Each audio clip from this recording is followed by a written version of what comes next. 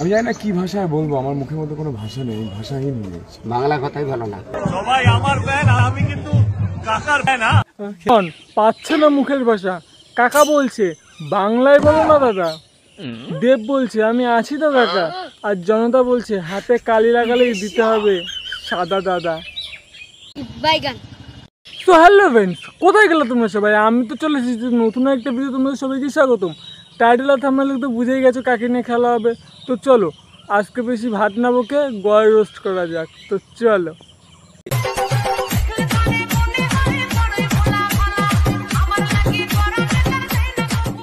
মনোহরি সিংহপুর গ্রামে আছি, সেখানে এইভাবে মানুষ জীবন নির্বাহ করে, এইভাবে মানুষ বেঁচে থাকে। আমার নিজের ভয় লাগছে এখান দিয়ে হেঁটে যেতে।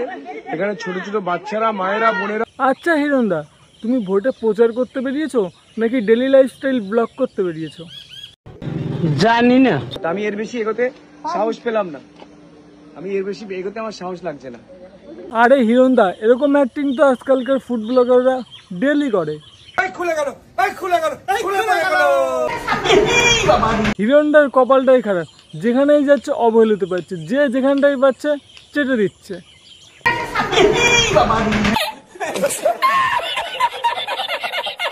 আমি জানি না কি ভাষায় বলবো, আমার মুখের মধ্যে কোনো ভাষা নেই, ভাষাহীন হয়ে গেছে। বাংলা কথাই ভালো না। তবে তুমি যাই বলো, কাকার এই বাংলায় বলে স্টাইলটা কিন্তু সেই লেভেলের ছিল। জানি না কি ভাষায় বলবো, আমার মুখের মধ্যে কোনো ভাষা নেই, ভাষাহীন হয়ে গেছে। বাংলা কথাই ভালো না। কাকা ইজ দ্য রক, হিরণদার শখ। সবাই আমার ফ্যান আর আমি কিন্তু কাকার ফ্যান। দেখো কাণ্ড, দেবদাও হিরণদাকে চেটে দিচ্ছে, কিন্তু হিরণদার জন্য একটু কষ্ট হচ্ছে আমার।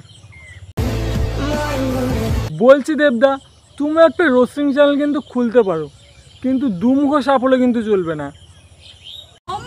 তোমার মেয়ে বড় হয়ে গেছে, ভোট দিতে যাচ্ছে, ভোট দিতে। এই দেখো ভোট দিতে যাচ্ছি, বড় হয়ে যাচ্ছি।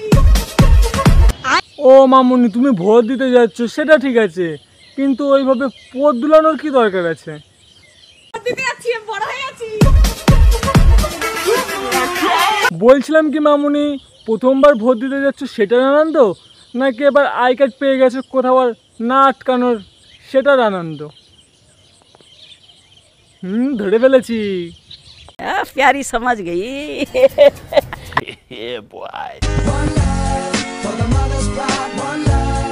তেমন কিছু না, বসিরহাটের উন্নয়ন এখন দিদির কোলে আদর খাচ্ছে।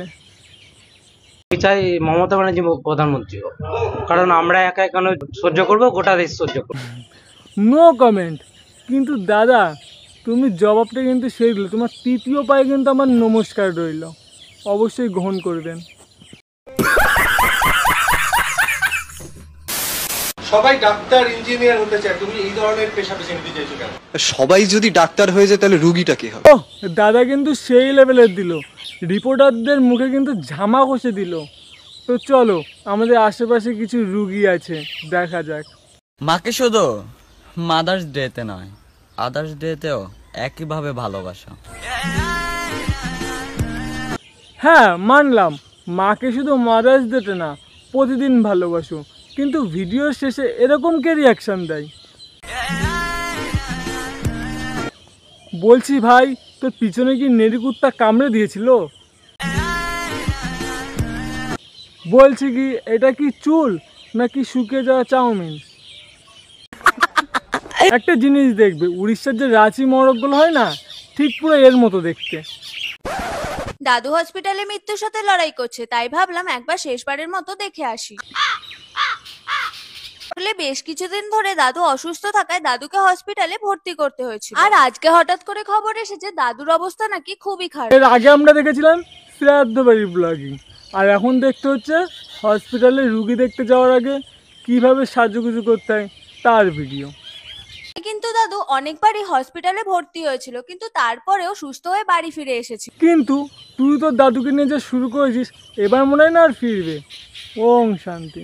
প্রথম দিকে মনে হচ্ছিল যাবো না, পরে মনে হলো যাই গিয়ে একবার দেখেই আসি। যাই বলো, ভাইরাল হওয়ার জন্য কিন্তু এইসব টপিক খুব হাই।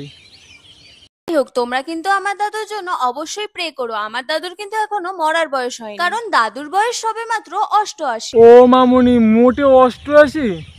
তাহলে তো তোমার থেকে খুব শীঘ্রই শ্রাদ্ধবাড়ির ব্লগিং দেখতে পাচ্ছি আমরা। এবার একটা কথা বলি, উনি কিন্তু আমার নিজের দাদু নয়, আসলে এই দাদু আমাদের পুরনো বাড়িতে ভাড়া থাকতেন,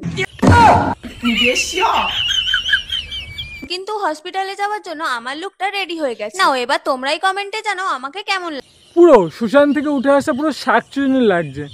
এবার ফটো হয়েছে শান্তি। শালা এই মালগুলো কোথা থেকে যে উঠে আসে, শালা বেঁচে থাকতে গেলে যে আর কত কিছু দেখতে হবে। জানো তো আজকে আমি খুব খুশি, 40 বছর বিয়ে হয়েছে, 40 বছর পরে আজকে ফার্স্ট টাইম আমার বরকে খাইয়ে দিলাম। আরে কাকিমা কি বললে তুমি? আর একবার বলো। ওটা তোমার বর? 40 বছর বিয়ে হয়েছে, 40 বছর পরে আজকে ফার্স্ট টাইম আমার বরকে খাইয়ে দিলাম। না কাকিমা, ওটা তোমার বর, হিসাব মিলছে না তো, তাই ওই আর কি। আমার বর কারোর হাতেই খায় না, খুব সিমসাম আমার বর, ওরকম দেখলে কি হবে, কিন্তু আমার বরের খরচা আছে। হ্যাঁ এটা কিন্তু ঠিক, আজকাল যেভাবে মানুষ বাংলা কিনছে, চানাচুরের খরচাটা কিন্তু সেই হবে। আচ্ছা ছেলেরা, এত গরমের মধ্যেও তোমরা রাত্রিবেলা কি পরে শোও? কমেন্টে বলো। তোমরা মামুনিকে কমেন্ট করে বলো রাত্রেবেলা তোমরা কি পরে ঘুমাও। বাইগান। তোমরা যা বললা যে বৌদি তোমার ব্লাউজ কিনে দেবো, তো ব্লাউজটা কবে দিবা? বোঝো কাণ্ড, তোমরা বৌদিকে ব্লাউজ কিনে দেওয়ার আশাতে লাস্টে ব্লাউজ কিনে দিলে না। এবার বৌদি কি পরবে? না ব্লাউজ দিলেই দেখো, দেখতে পাচ্ছ এই নাইটি পরে ভিডিও বানাবো, শাড়ি আর পরবো না, কারণ তোমার ব্লাউজ যদি না কিনে দাও কি পরবো? তো চলো তাড়াতাড়ি ব্লাউজটা কিনে পাঠিয়ে দাও। সোশ্যাল মিডিয়াতে অনেক ডোনেশন নিতে ও দিতে দেখেছি, কিন্তু আজকাল দেখছি এই বৌদি সোশ্যাল মিডিয়াতে ব্লাউজ দিয়ে বেড়াচ্ছে। তাড়াতাড়ি ব্লাউজটা কিনে পাঠিয়ে দাও। তোর নানির ফুটকি। সো হ্যালো ফ্রেন্ডস, ভিডিওটা এই পর্যন্ত। ভিডিওটা দেখে যদি একটু মজা পেয়ে থাকো তাহলে লাইক, কমেন্ট, শেয়ার, সাবস্ক্রাইব করতে ভুলো না। ও কি করছো? বন্ধু বান্ধব এক্সকে শেয়ার করো। আর এরকম নতুন নতুন ভিডিও দেখার জন্য চ্যানেলটা তাড়াতাড়ি সাবস্ক্রাইব করো। তাড়াতাড়ি সাবস্ক্রাইবটা করো, নতুন নতুন প্রত্যেক দিন ভিডিও আসবে। তো চলো, ততক্ষণে জানি take care, bye, love you.